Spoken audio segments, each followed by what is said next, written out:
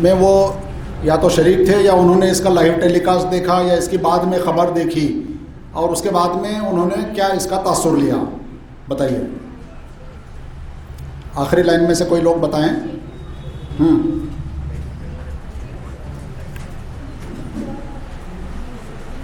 थोड़ा जल्दी करें, टाइम कम है, थोड़ा जल्दी फास्ट। ये प्रेस कॉन्फ्रेंस आपने देखी, अभी देखा लाइव या बाद में देखा या पढ़ा उसको, तो उसके बाद क्या तासुर आपने लिया?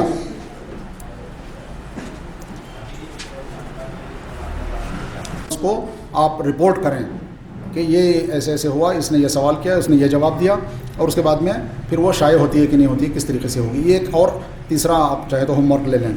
मोटे तौर पर जो तबसरे के तौर पर चीज़ें आई हैं वो सब अपनी अपनी जगह सही हैं। असलन मेरा जो तासुर अगर अगले दिन खबर पढ़ के होता तो ये होता कि मैं समझ ही नहीं पाया कि प्रेस कॉन्फ्रेंस किस पे थी। सही है कि गलत है? उसकी वजह क्या होगी? ऐसी रिपोर्ट क्यों गई और ऐसा तासुर पढ़ने वालों का क्यों बना? शाहीनबाग के टॉपिक बहुत कम डिस्कस हुए, उसके अलावा एनआरसी के टॉपिक ज़्यादा डिस्कस नहीं हुए। वो प्रेस कॉन्फ्रेंस की शुरुआत ही नहीं हुई।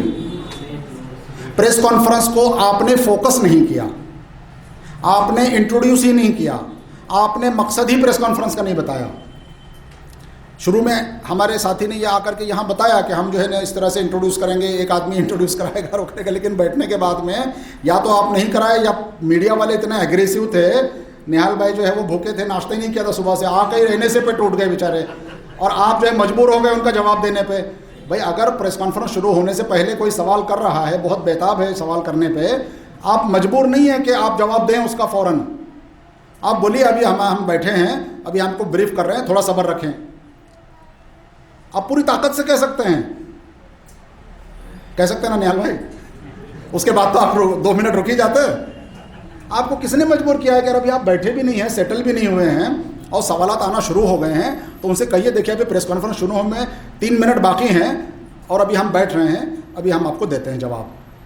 इसमें एक चीज़ हुई, जब मैंने प्रेस नोट मांगा तो उन्होंने कहा कि प्रेस नोट अभी नहीं है, सवाल जवाब के लिए इजाज़त दे दी उन्होंने।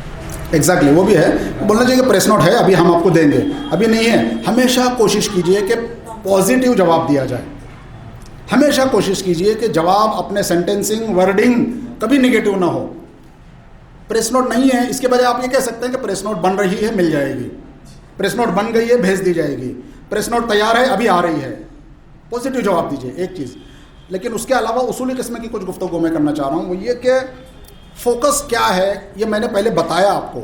हमारे और एक साथी ने, अनवर साहब, बता रहे थे आपको, उसकी तफसीलात भी बताई उन्होंने कि किस पे करना है प्रेस कॉन्फ्रेंस और कौन कौन पार्टिसिपेट करना है। उसके बावजूद मुझे लगा कि और बोलना चाहिए, तो फिर मैंने माइक लेकर के नीचे खड़े रह के बोला कि देखिए ये प्रेस कॉन्फ्रेंस जमात की ख़वातीन विंग कर रही है, लेडीज़ के प्रोटेस्ट के बारे में कर रही है, और उसमें जमात को अपनी पॉलिसी और अपना प्रोग्राम बताना है। ये 3 सेंटेंसेस का है मैंने, ठीक। उसके बावजूद भी ये फोकस्ड नहीं रहा, एक चीज़। दूसरी चीज़, जमात की ख़वातीन विंग अगर प्रेस कॉन्फ्रेंस अरेंज कर रही है मतलब एड्रेस कर रही है, अरेंज तो जमात कर रही है या लेडीज़ भी कर सकती हैं, व्हाई नॉट। तो क्या प्रेस की ब्रीफिंग को लेडीज़ ने शुरू नहीं करना चाहिए था? Who should start? जी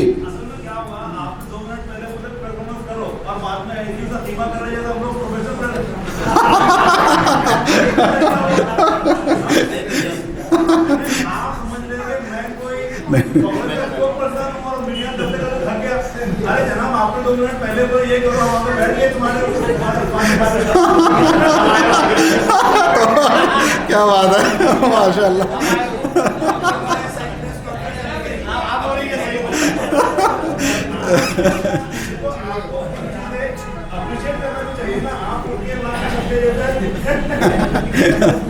नहीं, जिन लोगों ने तबसरे किए हैं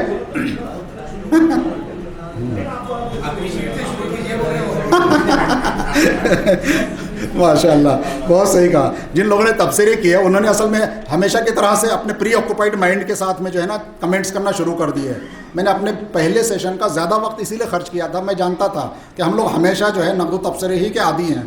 ये हमारे तहरीक का एक बड़ा बैकलॉग है या क्या कहेंगे बैगेज है कि हम हमेशा नक़्द तबसरे ही को जो है ना अपना गुफ्तगू का मौजू बहस बनाते हैं, तहरीर का मौजू बनाते हैं, हमारे जहन में भी वही होता है। हमको अप्रिशिएट करना चाहिए कि हम बहुत स्पॉन्टेनियसली प्रेस कॉन्फ्रेंस कंडक्ट कर सकते हैं। हमने बहुत सारे सवाल डेलीगेट नहीं थे, हम डेटा नहीं था तो हमने उनको साइलेंट कर दिया। कई सवाल थे जो हम साइलेंट कर सकते हैं प्रेस कॉन्फ्रेंस में। ये we are not bound to give every answer. Exactly इस प्रेस कॉन्फ्रेंस को अरेंज करने का मकसद यही था कि आपको ज़रूरत कभी भी पड़ सकती है मीडिया को एड्रेस करने की, और वो हमेशा प्री प्लान्ड नहीं होगा। प्रेस कॉन्फ्रेंस हमेशा प्री प्लान नहीं होगी। इस दौरान में कभी भी आपको इमरजेंसी आ गई और आपको प्रेस को फेस करना है और कोई भी टॉपिक आ सकता है, तो ऐसे मौके पर आप किस तरह से उन चीज़ों को समेटेंगे, किस तरह से एड्रेस करेंगे, उसमें किस तरह के हालात आ सकते हैं, इन्हीं को देखना था। दूसरा, ऑडियंस को भी ये बताना था कि अगर इस तरह की चीज़ पेश आती है तो वो लोग जो है वो कैसे हमारे लोगों को जिम्मेदारों, आप जिम्मेदार हैं, आप कल वो अभी 2 लोगों को 3 लोगों को बिठाया, आप में से किसी को भी बैठना पड़ सकता है। तो इस तरीके की चीज़ों को फेस करना ही तो मकसद था कि आप जानें और देखें, मकसद वही था। अल्हम्दुलिल्लाह आप लोगों ने सही तरीके से किया है, लेकिन चूंकि वक्त बहुत कम है तो मैं बहुत ज़्यादा चीज़ों को समेटना नहीं चाह रहा था, इसलिए डायरेक्ट मौजू पे आ गया। हो सकता है कि आप ज़ाती तौर पर इसको ले रहे होंगे, वैसा न लें, लेकिन बिलउमूम ये होता है जमात के प्रेस कॉन्फ्रेंस में। ये बड़ी कमज़ोरी है, मैं तो बचपन से देखता आया हूँ, ऐसी कोई बात नहीं है, और इस चीज़ की तरफ तवज्जो कोई नहीं दिलाता है, इसलिए भी मैं डायरेक्ट जो है टॉपिक पर आता हूँ। लेकिन फिर भी अल्हम्दुलिल्लाह हमारे बहनों ने भी और भाइयों ने भी बड़ी हद तक जो है उन चीज़ों को फेस करने की कोशिश की है बोल्डली, और उसके बाद में कुछ जो सवाल थे उसको जो है उन्होंने फेस ज़रूर किया, लेकिन बिलुमूम हर सवाल को उन्होंने जवाब देना ज़रूरी समझा। ये भी आप देखिए, ऐसा नहीं होना चाहिए। आप अपने टॉपिक जो प्रेस कॉन्फ्रेंस का होगा उसके ऊपर ही घूम फिर करके आएँ या लोगों को ले करके आएँ, ये ज़रूरी होता है। उसके बाद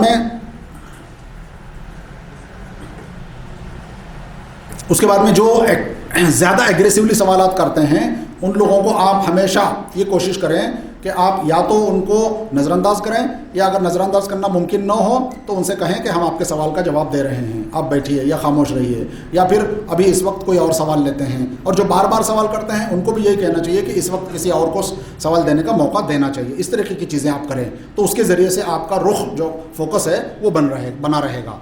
और जो बुनियादी तौर पर मैं कह रहा था वो यही कि अगर उसका डायरेक्शन और फोकस मुतय्यन करना है तो ये आपका एज एन ऑर्गेनाइज़र काम होता है। वो चूँकि नहीं हुआ तो इसलिए बाकी सारी चीज़ें हैं, अगर वो हो जाता तो इसमें से 60-70% चीज़ें कंट्रोल हो जाती।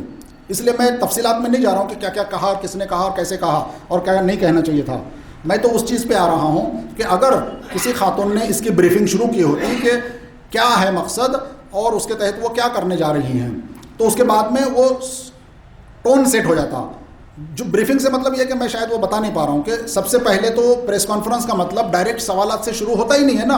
आपको इंट्रोडक्शन देना है पहले गेस्ट का जो एड्रेस कर रहे हैं उनका, और उसके बाद में फिर ब्रीफिंग करना है 2 मिनट, 5 मिनट, 10 मिनट, जो भी कुछ है आपकी तरफ से आपका व्यू पॉइंट आना है, और उसके बाद में फिर आपने जो है ना लोगों के सवालात लेना है। तो यहाँ ब्रीफिंग शायद जो यहाँ माइक पर आकर के उन्होंने कहा उसको वो समझ रहे हैं, जो कि प्रेस कॉन्फ्रेंस शुरू होने से पहले कहा उन्होंने, तो उसको ब्रीफिंग नहीं माना जा सकता। आप जब बैठ गए हैं तब उसको ब्रीफिंग करना है, ये मैं समझ रहा हूँ, और होना भी वही चाहिए। प्रेस कॉन्फ्रेंस शुरू हो रही है, मैं आप सब पत्रकारों का यहाँ स्वागत करता हूँ, और ऐसा बोल करके फिर शुरू करना चाहिए आप लोगों को, ये बात समझिए। उससे जो है ना माहौल बनेगा और फिर अपना ऑब्जेक्टिव आप बताएंगे। उसके बाद में चूँकि ख़वातीन का टाइम कम है तो इशू था तो इसलिए उनको एड्रेस करना चाहिए था। दूसरा ये है कि ये तय होना चाहिए कि कौन लोग हैं जो प्रेस को एड्रेस करने वाले हैं। उसमें एक ही साहब ज़्यादा जवाब देते रहे, और अगर कोई ऐसा सवाल आया जिसमें वो नहीं दे पा रहे थे तो उन्होंने दूसरे को डाइवर्ट किया, तो वो दूसरे ने फिर वापस नहीं लौटाना चाहिए, उनको कुछ ना कुछ जवाब ज़रूर देना चाहिए। वो रिकॉर्ड होती है हर चीज़। आज को तो कैमरे का ज़माना है, पहले तो खैर बात अलग थी, अखबार में आना है तो किसी ने नोट किया तो गलत सलत लिख देगा, लेकिन नहीं तो नहीं भी लिखेगा।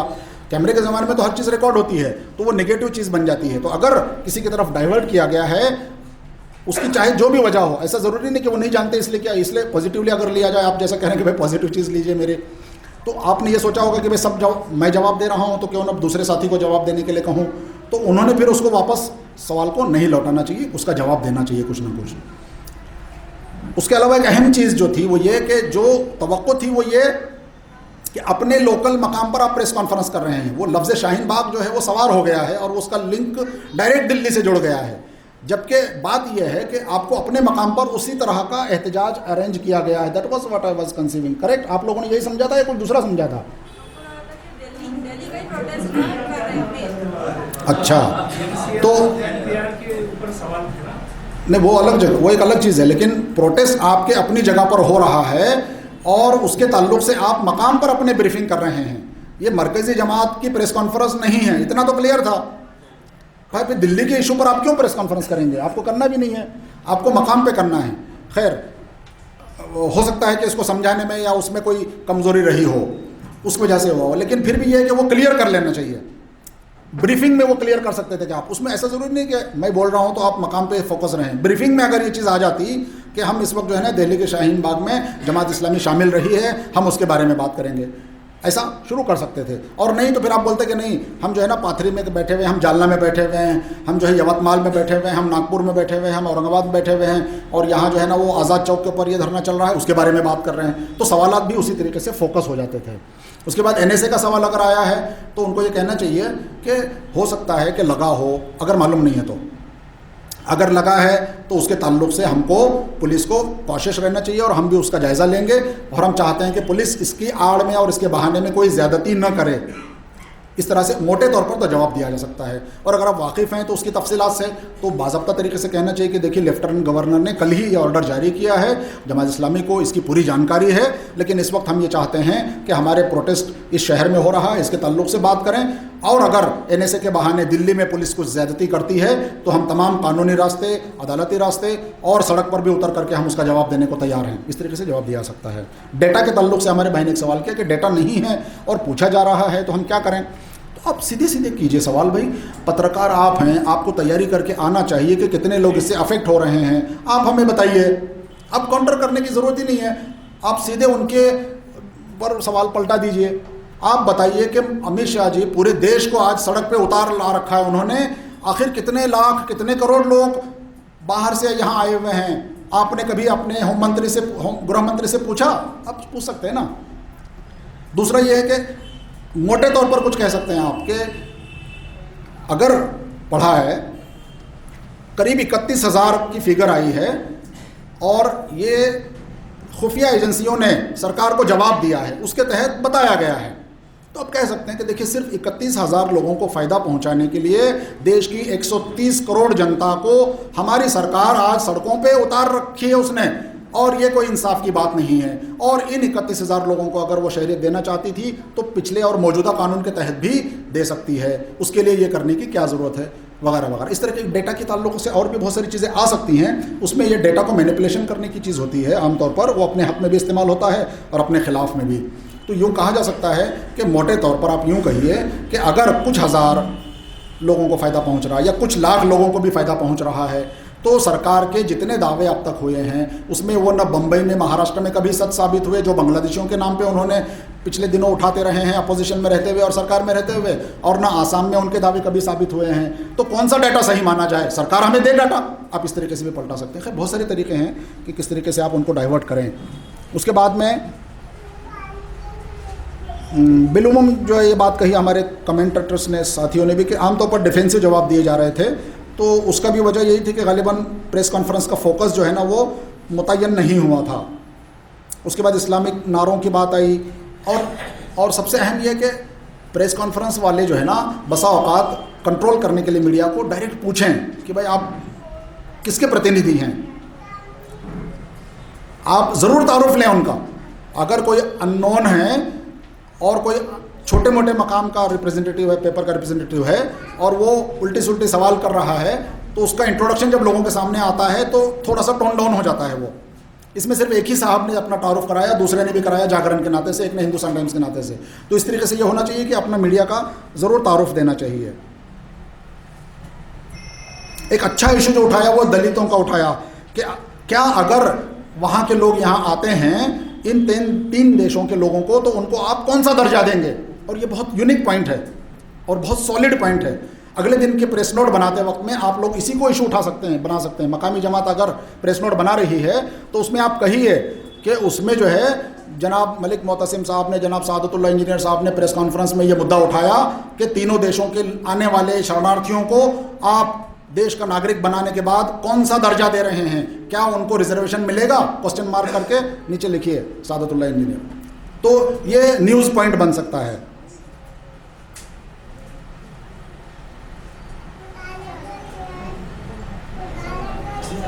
इमरजेंसी जी, वक्त हो गया शायद। अब इसके बाद में जी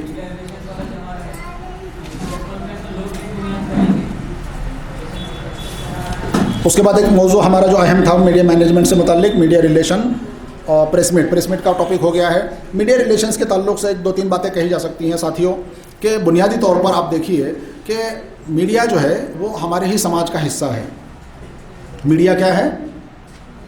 मीडिया में जो लोग आते हैं वो कहाँ से आते हैं? चांद तारों से तो उतर के नहीं आते, वो हमारे ही समाज का हिस्सा होते हैं। वो किसी न किसी तरीके से एक पेशे से जुड़ गए हैं, जैसे कि दूसरे पेशे हैं, उसमें से अक्सर व बेशतर एक पेशा समझ करके, एक मुलाजिमत समझ करके उससे वाबस्ता लोग हैं। इस हकीकत को आप मान लीजिए। सबके ताल्लुक से हमेशा मनफी सोच रखना या कोई मनफी तासुर लेकर के हमेशा घूमते फिरते रहना, ये कोई अच्छी अलामत नहीं है। एक बात ये। दूसरी बात ये कि अगर वो हमारे समाज का हिस्सा हैं तो वो हमारे समाज की अक्कासी करते हैं, परतव हैं। That is they are also the reflection of our own society. हमारे मुआशरे में जिस तरीके से भला बुरा है, सही गलत है, अच्छाई है और बदउनवानी है, तो ठीक उसी तरीके के तमाम पहलू इस मैदान में भी आपको देखने को मिलते हैं। तीसरी बात यह कि जिस तरीके से कम ज़्यादा पढ़े लिखे लोग हमारे दरमियान में होते हैं, तो वैसे ही मीडिया में भी कुछ पढ़े लिखे लोग हैं, कुछ समझदार लोग हैं, अच्छे लोग हैं, और कुछ कम पढ़े लिखे हैं, कुछ अनपढ़ हैं। उस बुनियाद पे फिर वो सवालात होते हैं या रिपोर्ट सही गलत बनती है। जिस तरीके से हमारे समाज में कुछ संजीदा लोग हैं, सोचने समझने वाले लोग हैं, कुछ गैर संजीदा लोग होते हैं, तो ठीक उसी तरीके से इस मैदान में भी कुछ लोग संजीदा हैं जो अपने पेशे के ताल्लुक से संजीदा हैं, और कुछ गैर संजीदा हैं, चल चलाओ का काम करते हैं, रस्मन रिवायतन या सिर्फ तनख्वाह लेने के लिए या अपना टारगेट पूरा करने के लिए रिपोर्ट बना करके भेजने का काम करके बाकी वक्त में खाली रहते होंगे, मटर गश्ती करते होंगे। बाज़ उसमें से गलत कामों में भी मुलविस हो सकते हैं, नहीं भी हो सकते हैं। तो इस तरीके से ये कोई होमोजीनियस चीज़ नहीं है। बुनियादी तौर पर यह चीज़ हमारे सामने रहना चाहिए। अगर ये चीज़ हम जान रहे हैं और समझ रहे हैं तो पब्लिक रिलेशन और मीडिया रिलेशन के काम को हम आसानी से समझ सकते हैं। मिसाल के तौर पर हर मिकात में हमारे मकामी सतह पर गालिबन 2 साल के लिए मिकात का प्रोग्राम बनता है, या 1 साल के लिए? 4 साल। मकाम का बोला मैं।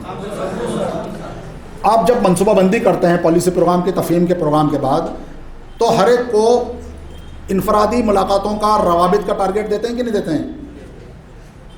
आप बताइए कितने लोगों का टारगेट है आपको इनफरादी रवाबित का? 5 लोगों का होता था पहले, 8 का दिया गया। आप हाथ उठा रहे थे, 4 का है। आपने कोई टारगेट तय किया किसको मिलना है, कब मिलना है, कितने लोगों से मिलना है? कर रहे हैं। मीडिया से की तरफ से जो प्लानिंग की गई है, उसमें कहा गया है कि आपके शहर में 100% मुस्लिम जनरेस और 50% नॉन मुस्लिम जनरेस आपको एक साथ मीडिया के ताल्लुक से भी मुलाकातों का टारगेट दिया गया है इस मरतबा, तो आपने उसको अपने ज़ाती रवाबित में शामिल किया है? नहीं किया है। किस किस ने किया है ज़ाती रवाबित में मीडिया के लोगों से शामिल करना, मुलाकातें करना? 1 2 बहुत कम लोगों ने किया है। अब आप बताइए कि मीडिया रिलेशन के ताल्लुक से बाज़ाब्ता शोबा है, प्रेस सेक्रेटरी है, पब्लिक रिलेशन सेक्रेटरी है, फिर पॉलिसी प्रोग्राम के अंदर टारगेट दिया गया है, तो उसके बावजूद भी अगर हमने शामिल नहीं किया है तो आप इस मीडिया के अंदर कैसे काम कर सकेंगे?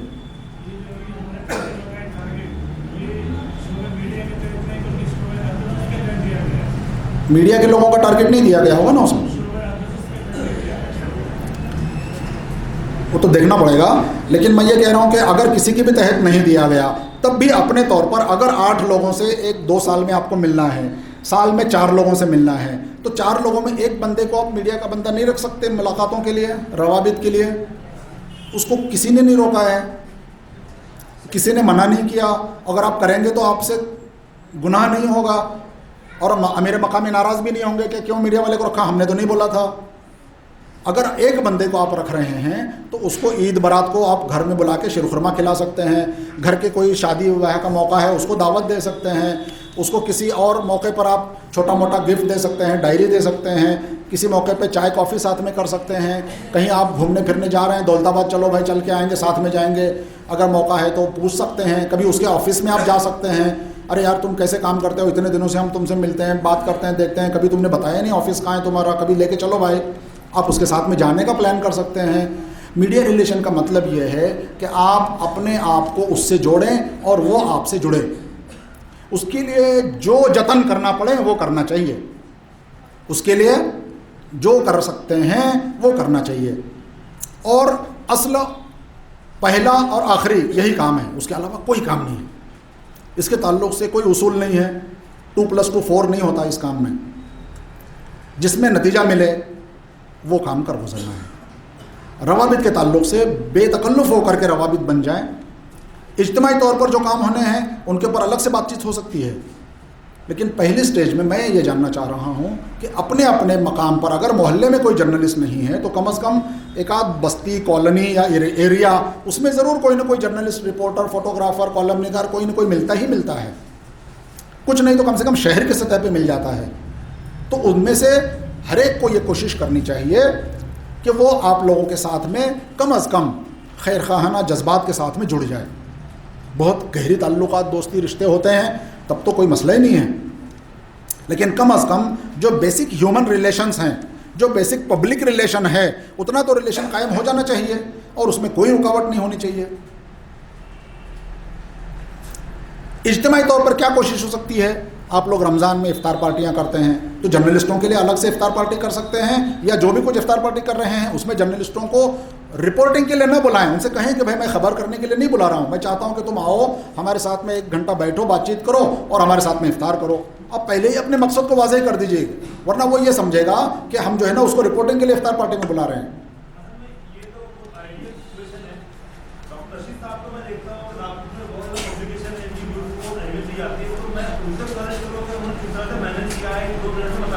बता सकते हैं, ज़रूर आइए, मुख्तसर।